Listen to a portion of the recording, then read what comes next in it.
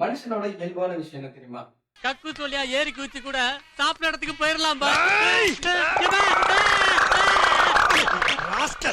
எப்ப பார்த்தாலும் சாப்பாடு சாப்பாடு. ஒரு விஷயம் நம்மளுக்கு பிடிச்சு போச்சுன்னா அது ஒரு பர்சனலா இருக்கலாம், ஏதோ ஒரு விஷயம். ஆனா அதை வந்து நமக்கு திருப்பி திருப்பி கிடைக்கணும் அப்படின்ற மாதிரி ஒரு ஆசை வந்து மனுஷனோட ஒரு சிபியூல வந்து ஒரு சாஃப்ட்வேரா இருக்கு அப்படின்ற மாதிரி சொல்லலாம்.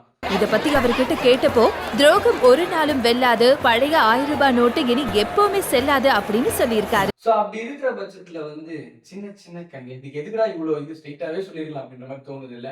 எதுவா இருந்தாலுமே இப்படி ஏதாவது சொன்னாதான் நம்மளுக்கு ஏதாவது ஒரு பேர் இருக்குன்னு பெரிய மனுஷங்களாம் சொல்லியிருக்காங்க. மாட்டான்னு வச்சுக்க, அவனையும் பிடிச்சி ஜெயில போடுவான்டா. சோ அந்த பேட்டர்னை நான் ஃபாலோ பண்ணல, எனக்கு தோணுச்சு, அதனால சொல்றேன். ஸோ சின்ன சின்ன கண்கள் சாங் இருக்குல்ல, அந்த சாங் பத்தி ஆல்ரெடி ஒரு வீடியோ வந்து நான் பண்ணி போட்டிருந்தேன். ரிலீஸ் ஆன அந்த டைம்ல வந்து அதோட எக்ஸ்பீரியன்ஸா ஒரு விஷயம் போட்டிருந்தேன். இந்த பதிவு எதுக்காக அப்படின்னு சொல்லிட்டு பாத்தீங்கன்னா, எனக்கு வந்து எப்படி சொல்றதுன்னா, வடிவ சொல்லிட்டு எனக்கு வெறி அடங்கலங்க அப்படின்னு சொல்ற மாதிரி சொல்லலாம். அப்படி எனக்கு வெறி அடங்கலங்க சொல்லலாம். அப்படி பாடல் நம்ம திரும்பி திரும்பி பிடித்ததால் திரும்பி திரும்பி கேட்டு கேட்டு கேட்டு கொஞ்சம் கூட சலிப்புத்தன்மையே நமக்கு வரவே இல்லை.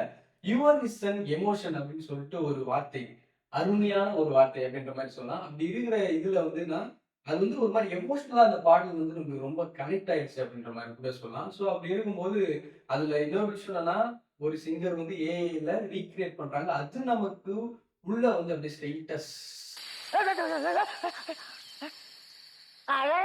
திரும்ப வந்து இதயத்தை ஒரு மாதிரி இறங்கி ஒரு மாதிரி பண்ற மாதிரி ஒரு ஃபீல் கொடுக்குது அப்படின்ற மாதிரி சொல்லலாம். ஸோ அப்படி இருக்கும்போது ஏஐயோட ஒரிஜினல் வெர்ஷன் யார் பாடினாங்க அப்படின்னு சொல்லிட்டு ஒரு சோர்ஸ் மூலியமா தெரிஞ்சது என்னன்னா, பிரியங்கா இருக்காங்களா, சூப்பர் சிங்கர் பிரியங்கா. மன்னவன் பேரை சொல்லி ஆல்ரெடி அப்பப்போ பாடுவாங்க. அவங்க வந்துதான் இந்த ட்ராக் ஃபர்ஸ்ட் ட்ராக் ஒரு மாதிரி பாடுவாங்க. அந்த பாடல் அவங்க வாய்ஸ் தான், அதுதான் நம்ம ஏஐயா மாத்திருக்காங்க. ஸோ அப்படி இருக்கும்போது பாடல் வந்து இவங்கெல்லாம் பத்தி பேசும்போது ஏன் நம்மளுக்கு எனக்கு ரொம்ப பர்சனல் கனெக்ஷன் இருக்குது. அது தளபதி விஜய் பாடினதாலேயோ என்னவோ, ஆஸ் அ ஃபேனாவோ என்னவோ தெரியல. அதை நம்ம கேட்க கேட்க கேட்க ஒரு மாதிரி ஒரு தனி வேர்ல்டு நமக்கு கிரியேட் ஆகி அந்த வேர்ல்டுக்குள்ள வந்து விஜய் நம்ம கூட இருக்கிற மாதிரி ஒரு ஃபீல் எனக்கு பர்சனலா படிச்சு அப்படின்ற மாதிரி இருக்கும்.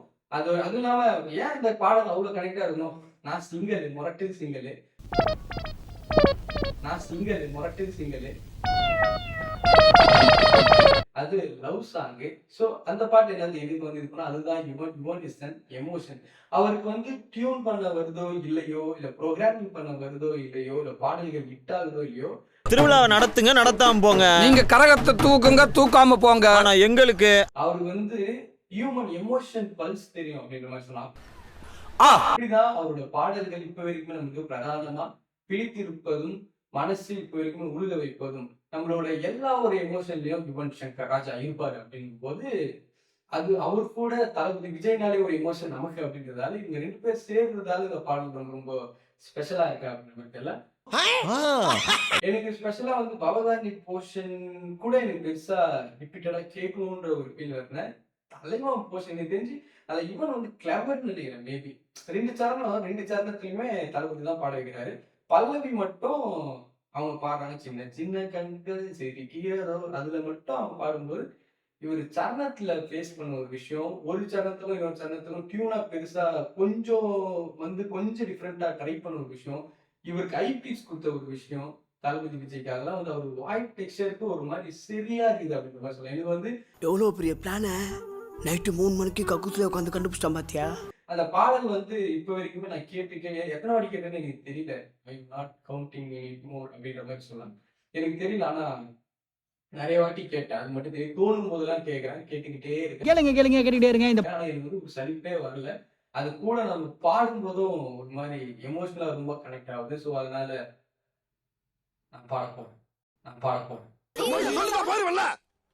ஃபர்ஸ்ட் ஆஃப் ஆல் எனக்கு பிடிச்சது மட்டும்தான் பாடுறேன். மொத்த பாடலும் பாடல. பாடலை ஏன் அசிங்கப்படுத்த வேண்டுமா அப்படி என்பதால் வந்து எனக்கு பிடிச்சதுன்னா, ஃபர்ஸ்ட் சேனத்துல வந்து அவர் இது பண்ற ஒரு விஷயம் இல்ல, மழை பொழிகிற 2ஆம் நாளில் விழும் துணியில் மாசு இல்லை அப்படின்னு சொல்லிட்டு அதுல ஸ்டார்ட் பண்ணி அது ஒரு ஐபிச் வரும். எனக்கு கீச்சை மறந்து போன பாடணுமா, கீச்சை மறந்து போன கிளியின் மௌனம் போல இதயம் தவித்த போது நீ இசையாய் உள்ளே வந்தாயே.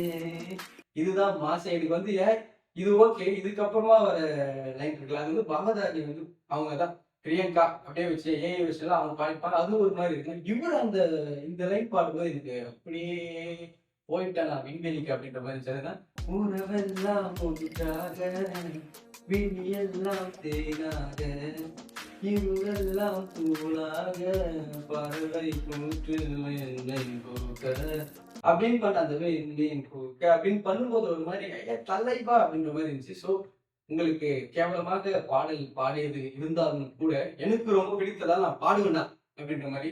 ஸோ அப்படி இருக்கும்போது இரண்டாவது சரணம் எனக்கு தெரிஞ்சு பாதியே போயிடுங்க மேபி. இரண்டாவது சரணம் வந்து பிடிச்சது வந்து இது ஒரு மாதிரி சிம்பிள் லைன் தான்ப்பா, சீக்கிரமா முடிஞ்சிருந்தா. அது என்னன்னா, அடியேதும் அறியாய் என் நெஞ்சில் இறகாயே எழுந்தாயே காலம் பருவம் கடந்தாலும் கலையாமல் என்றாயே போ பல நாட்கள் பின்னே பின்னே வாழ்வோம் நாம் வளராத பிள்ளை போலே. எனக்கு ரொம்ப பிடித்தது இதுதான். அதுக்கப்புறமா ஒரு அம்மி ஒன்று பண்ணியிருப்பாரு அப்படின்னு ஒரு விஷயம் பண்ணியிருப்பாரு. ஸோ எனக்கு தெரிஞ்சு இந்த பாடல் ரொம்ப காலம் கடந்து நிற்கக்கூடிய ஒரு பாடலா இருக்கும்னு வந்து எனக்கு ஃபீல் ஆகுது. ஏன்னா இந்த ஃபர்ஸ்ட் டைம் கேட்கும்போது அவ்வளோ பெருசாக தான் நம்மலாம் வந்து நேற்று தான் விஷயத்த உடனே மறந்துடுங்க அப்படின்னும் போது பெருசா நான் நம்ம ட்விட்டர் பக்கம் போகும்போதும் சரி, தலைவன் வாய்ஸில் மட்டும் ஒரு பக்கம் காதில் வச்சுக்கிற ஒரு விஷயமா இருக்கிற ஒரு இது மாதிரி என்ன கேட்டா பாடலுக்கு ஒரு முதுகெலும்பு அப்படின்னு சொல்லி பார்த்தா அது வந்து தளபதி வாய்ஸ் தான். என்ன கேட்டா ஒரு ப்ரொஃபஷனல் சிங்கரால கூட இப்படி பாட முடியுமா அப்படின்றது வந்து ஒரு கேள்விக்குறி.